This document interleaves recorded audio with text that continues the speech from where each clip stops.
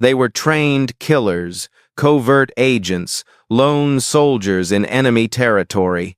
And for a brief moment, they blazed across theater screens before vanishing without a trace.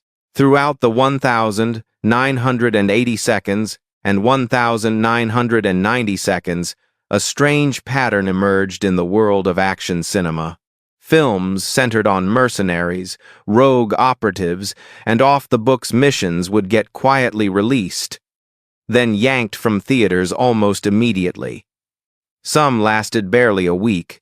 Others were re-edited beyond recognition or shelved entirely in select countries. And for decades, audiences were left asking, what happened? These weren't just forgettable B-movies. Many had major stars, international locations, and themes that struck too close to home: military coups, energy manipulation, political assassinations, war crimes brushed under the rug. Some were released during delicate election years. Others featured violence that felt a little too realistic. A few disappeared so quickly that they became whispered legends among VHS collectors and film archivists. But why did these films vanish? Was it because of poor box office returns? Or was something more deliberate at play: pressure from governments, disapproval from studios, or internal sabotage? Today, we're digging into 15 obscure action films that disappeared from theaters almost overnight. They were real, they were seen, and then they were gone. Was it censorship, or something even darker? Fact Hajon. The Kill Reflex, 1989. Fred Williamson was no stranger to tough roles. Known for his swagger and unapologetic presence, he directed and starred in The Kill Reflex, a gritty detective-turned-assassin thriller released in 1989. But blink, and you missed it because the film vanished almost immediately after hitting theaters. Set against the backdrop of post-crack epidemic inner cities, The Kill Reflex follows a rogue cop who becomes entangled in a deadly conspiracy. It was blunt, violent, and unpolished in a way that didn't fit the sanitized Hollywood mold of the late 80 seconds. It played in only a handful of theaters before being pulled without explanation. For decades, the film remained unreleased on VHS or DVD in most regions, creating a mythology around its disappearance. Critics at the time offered mixed reactions, some calling it incoherent, others praising its raw authenticity. But it wasn't critical reception that sealed its fate. Rumors suggested a fallout between Williamson and the distribution company. Others pointed to the film's uncompromising depiction of corruption and urban warfare as a little too timely. Was The Kill Reflex simply an indie misfire, or was it buried because it hit too close to the truth? Fact #2. The Soldier, 1982. In 1982, The Soldier dropped into theaters like a classified file someone accidentally left open. Directed by James Glickenhaus and starring Ken Wall, the film told the story of a CIA operative who goes rogue to prevent a nuclear crisis orchestrated by a secret oil cabal. It was slick, fast-paced, and eerily prescient. The timing couldn't have been more charged. The early 80 seconds were rife with Cold War paranoia, energy crises, and whispered rumors of covert Western operations in the Middle East. The Soldier didn't shy away from any of it. In fact, it leaned into the geopolitical murk with a plot that framed the U.S. government itself as complicit in oil-driven blackmail. Despite a decent marketing push and wide release, the film was pulled from many theaters just weeks later. Television syndication was limited, and while it did see home video release, The Soldier has remained curiously absent from official retrospectives or Blu-ray reissues. Was it just another low-budget action flick lost in the shuffle? Or was The Soldier a little too bold in naming the real players behind global conflict? Fact #3. Dogs of War, 1980. Christopher Walken had just won an Oscar when he took on the role of mercenary Jamie Shannon in Dogs of War, a grim, slow-burning tale of post-colonial exploitation in Africa. Based on Frederick Forsyth's novel, the film was anything but typical action fare. It was an indictment. Released in 1980, Dogs of War quickly stirred controversy for its portrayal of corporate-sponsored coups and white foreign interference in African politics. While the theatrical cut focused more on character than combat, whispers spread about a longer, far more violent version that was shelved by the studio after early screenings. That version, reportedly closer to the novel's scathing tone, has never surfaced publicly.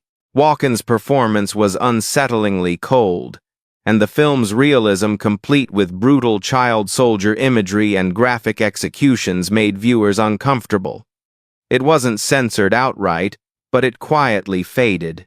Studio interference, geopolitical sensitivities, and lackluster box office returns ensured it never reached cult status. But for a film that delves so deeply into Western-backed regime change, its disappearance feels less accidental and more strategic. Was Dogs of War simply ahead of its time, or was it buried for pointing fingers no one wanted pointed? Fact. Neljä. Hidden Assassin, tuhat yhdeksänsata yhdeksänkymmentäviisi. Dolph Lundgren was at the height of his post-Universal Soldier fame when Hidden Assassin, also known as The Shooter, quietly hit U.S. theaters in 1995.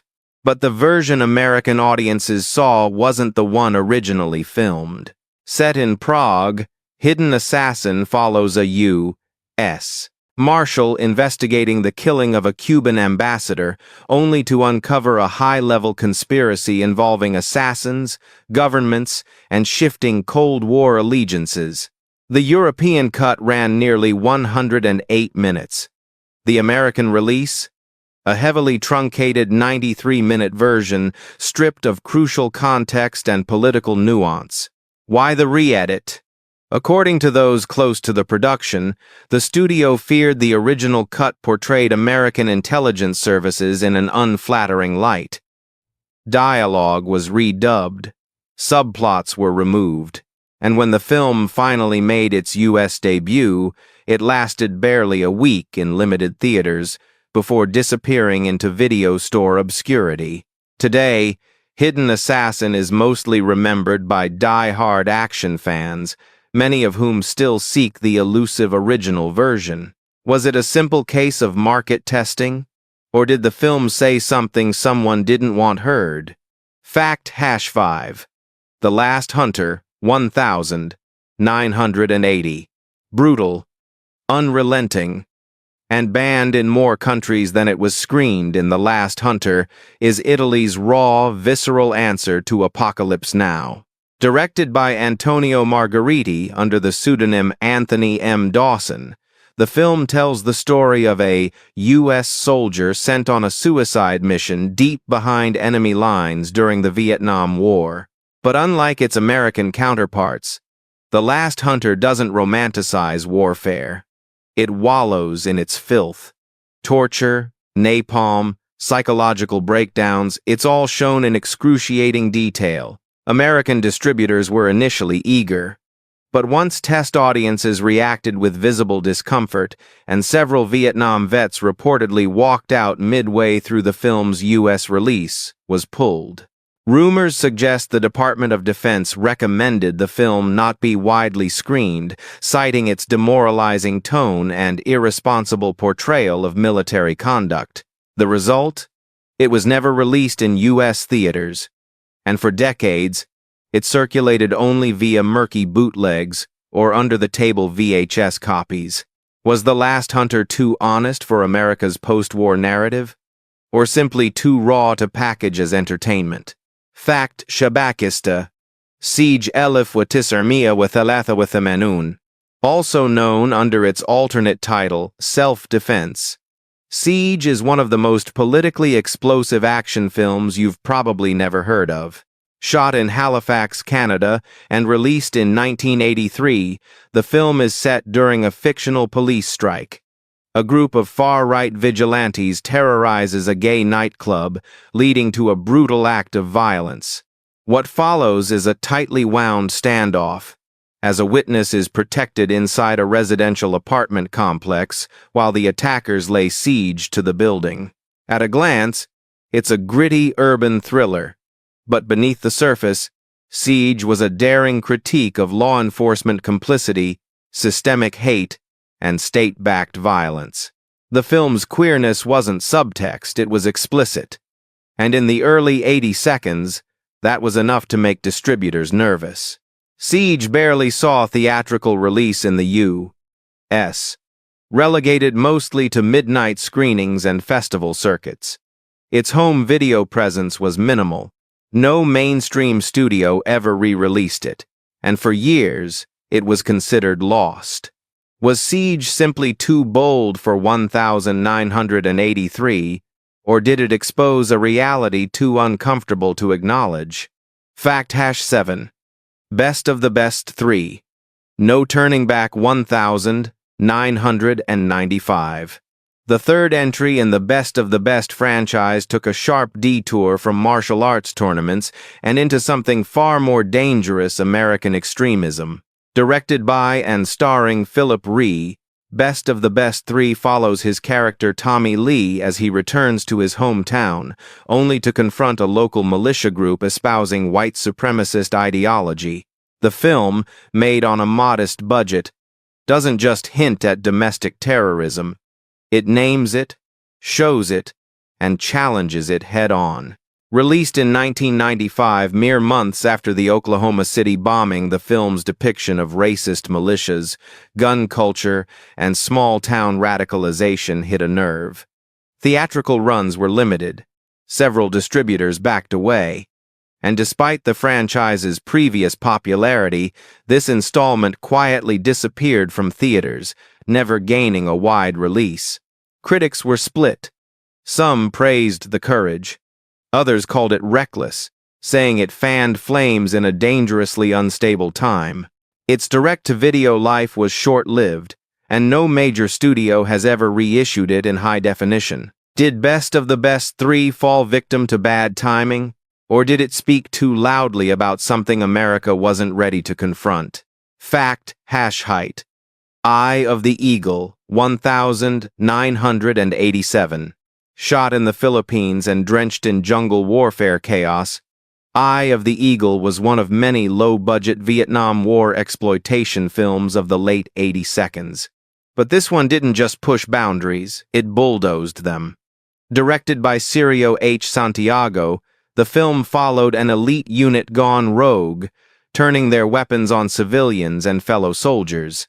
While ostensibly fictional, its narrative bore striking similarities to real-life war crimes, something military consultants reportedly warned the filmmakers about. Despite being produced for international release, the film faced an unusual form of quiet censorship. Several television stations blacklisted it. Distribution partners in the U.S. pulled out. And while it eventually trickled into select video stores, it never received an official MPAA rating or a proper theatrical run. The film's reputation grew underground, especially among bootleg circles. But its official presence was erased almost as quickly as it appeared. Was Eye of the Eagle just another grindhouse war flick? Or did it stumble too close to real reports buried in military archives? Fact. Shabaktasa. Caged Fury. Elif Watisarmia Watisarun. On paper, Caged Fury was just another women-in-prison exploitation movie. But the moment it premiered in 1990, something about it felt wrong.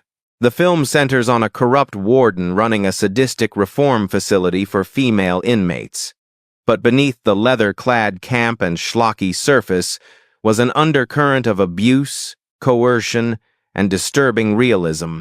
Cast members would later reveal that some scenes weren't originally in the script and were added late in production, leading to disputes between actors, producers, and even local censors. In certain states, the film was banned outright. In others, theaters pulled it after just one screening due to complaints of its content crossing the line between fiction and provocation. Its original negatives were rumored lost in a studio fire, though some believe that was an excuse to bury it. Today, Caged Fury remains one of the most difficult 90 seconds exploitation films to track down in its uncut form. Was it pulled for being gratuitous, or for showing a truth too raw, too ugly, and too close to real headlines? 10. Extreme Justice, 1993. Imagine a movie that openly accused the LAPD of operating a secret death squad and then quietly vanished. That's Extreme Justice. Released in 1993, the film stars Lou Diamond Phillips and Scott Glenn as members of an elite police unit tasked with eliminating untouchable criminals. But as one officer begins questioning the legality and morality of their actions, the story shifts into a brutal takedown of police overreach and extrajudicial violence. The timing was radioactive. Just a year after the Rodney King riots, Extreme Justice felt less like fiction and more like accusation. It was originally scheduled for wide release, but negative test screenings and pushback from law enforcement groups forced its studio to downgrade the launch. Theatrical rollout was quietly scrapped in several cities. It was dumped onto cable TV late at night, often heavily edited. For a film with that much talent, it all felt too intentional. The movie didn't just challenge the system, it named it, and in doing so, may have crossed a line Hollywood wasn't ready to defend. Was Extreme Justice a pulpy cop thriller or a whistleblower too real to be seen? Fact is Night Avenging Force, 1986. Before the Taken series glamorized lone operatives with a very particular set of skills, there was Avenging Force, a film that dared to mix hyper-violence with political conspiracy and then promptly disappeared. Starring Michael Dudikoff, the film was intended as a gritty follow-up to Invasion USA, centered on a former secret agent drawn back into action to dismantle a domestic terrorist network. But this wasn't just patriotic mayhem. The villains were thinly veiled stand-ins for white nationalist militias and corrupt power elites. The film was released, but not fully. Several theaters cut runs short. Others never screened it at all. Rumors circulated about studio discomfort with the political undertones. Others cited marketing confusion. Was it an action blockbuster or a grim warning? Avenging Force was forgotten quickly, but those who saw it remember its disturbing realism and unapologetic brutality. Some even claim a darker, longer cut existed, one that was never officially released. Was Avenging Force a low-budget anomaly, or an early warning about threats still echoing today? Fact Hashin 2, Tenzan. The Ultimate Mission, 1988. If you've never heard of Tenzan, The Ultimate Mission, that may not be an accident. This Italian-North Korean co-production from 1988 vanished almost as soon as it was completed, and for good reason. The film features American actor Frank Zagarino as a special agent investigating illegal weapons development in North Korea. What makes it infamous isn't the plot, but where and how it was made. Shot partially in North Korea with approval from the regime, the production was shadowed by strange conditions, state interference, and eerie control over the final product. Though the film technically premiered in Europe, its U.S. release was sabotaged. Distributors feared backlash over its North Korean ties, and some even suggested the film served as a subtle piece of propaganda, portraying the regime in a surprisingly neutral, if not flattering light. Physical copies became rare. The film was never broadcast on Western television, and its few surviving prints exist in bootleg circles, often mislabeled or cut. Was Tenzan just a bad action movie? Or a geopolitical landmine buried beneath VHS tape? Fact Shabak Wahda Thalatha. Phantom Soldiers Elif wa Tis'armia wa Sabra wa Thamanun. Phantom Soldiers is the kind of film that shouldn't exist, and for a while, it almost didn't. Released in 1987, this Filipino-American production told the story of a covert U.S. military unit operating deep in Southeast Asia long after the Vietnam War was over. But these weren't standard-issue soldiers. They were described as phantoms, vanishing and reappearing, conducting illegal black ops missions for shadowy government figures. What made Phantom Soldiers notorious wasn't just its violence, it was its subtext. Veterans and intelligence insiders alleged that the film's events mirrored actual rumors of post-war CIA activity in Cambodia and Laos. In fact, several real-life ex-operatives claimed that scenes were uncomfortably accurate. U.S. distribution was halted mid-process. Some believe it was due to poor quality. Others suspect pressure from intelligence consultants, many of whom allegedly warned the production to stop shooting. Bootlegs circulated among military buffs, but official records of the film's U.S. screening schedule are mysteriously thin. Was Phantom Soldiers just B-movie fantasy? Or did it stumble across something that was never meant to be dramatized? Fact Shibak Wahda Arba. Bulletproof Elv wa Tis'armia wa Thamania wa Thamanun. Gary Busey plays a hardened commando infiltrating a terrorist organization in Bulletproof, a 1988 film that promised high-octane mayhem and delivered something far stranger. The plot is standard fare. An elite agent goes deep undercover to recover a stolen tank. But what set Bulletproof apart wasn't its story, it was its production. Rumors swirled that real weapons were used on set. Several crew members allegedly walked off mid-shoot over safety concerns. One stunt coordinator later claimed that military-grade explosives were detonated without permits. Theaters booked it. Then, without explanation, several canceled screenings. The film limped through a bare minimum release and then vanished, never receiving a major home video push. In later interviews, Busey deflected questions about the production, calling it, "not the movie you think it is." Could Bulletproof have been scrapped for safety concerns, or did the project get too close to military contractors no one wanted exposed? 5. Red Scorpion. Red Scorpion. Red Scorpion. Red Scorpion. On the surface, Red Scorpion looks like Cold War propaganda with muscles. Dolph Lundgren stars as a Soviet agent sent to Africa to suppress rebel forces only to switch sides and fight for freedom. But dig deeper, and the film's true controversy emerges.